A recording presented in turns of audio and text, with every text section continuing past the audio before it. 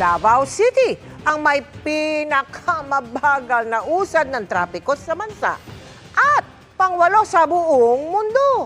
Ayon sa pag-aaral ng isang satellite navigation company, sa Metro Manila kaya kung saan talamak ang mga sagabal sa kalsada, aling lungsod ang pumasok sa listahan? Nakatutok si Mariz Umali. Ano nga ba ang mahirap intindihin sa karatulang ito?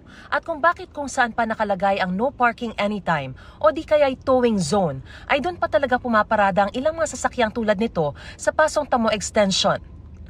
May motor at truck pa. Pati ang jeep na ito, dito rin piniling magsakay ng pasahero na para bang terminal nila ito.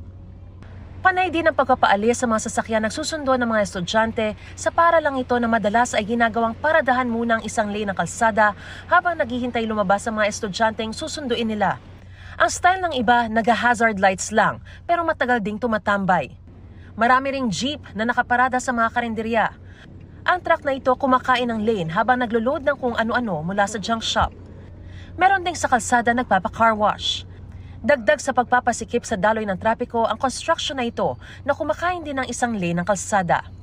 At ilang pang pagkukumpuning gaya nito. Marami ring mga vendor na nakagilid nga pero kinakain naman ang daanan ng pedestrian.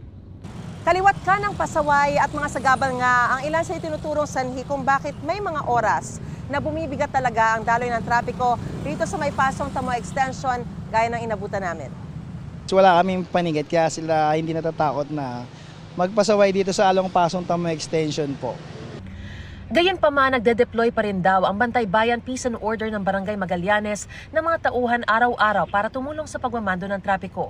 Ang problema, Nagkakaroon po ng medyo tension na usapan kasi nga po ayaw nilang umalis. Nagkakaroon din kasi ng mga pagbabanta din sa amin. Sinasabihan kami kasi possible na papatanggal kami sa trabaho namin kasi nga pinapalis namin sila. kaya humihingi na sila ng tulong sa pulis at maging sa MMDA Special Operations Group para mas madaling mapaalis ang mga sagabal. I-implement lang po namin na matanggal po yung mga naka-obstruct dito sa Pasong Tamo na nagdudulot po ng traffic. Ang mga ganitong sagabal ang lalo pang nagpapabagal sa daloy ng trapiko sa ilang pangunahing lungsod sa bansa. Sa inilabas na Traffic Index 2024 ng Satellite Navigation Company na TomTom, lumabas na sa mga lungsod sa Pilipinas, pinakamabagal ang daloy ng trapiko sa lungsod ng Davao. Ang biyahe sa Davao City aabot na 32 minutes at 59 seconds kada 10 kilometro. Ito raw ang ikawalong pinakamabagal na travel time sa 500 syudad sa mundo na kasama sa pag-aaral. Pang-14 naman sa buong mundo ang Maynila, kung saan 32 minutes and 10 seconds ang inaabot na travel time sa kada 10 kilometro. Habang pang-26 naman ang Caloocan, kung saan inaabot ng 30 minutes and 44 seconds ang travel time sa kada 10 kilometro. Para sa GMA Integrated News, Mariz Umali, Nakatutok, 24 Oras.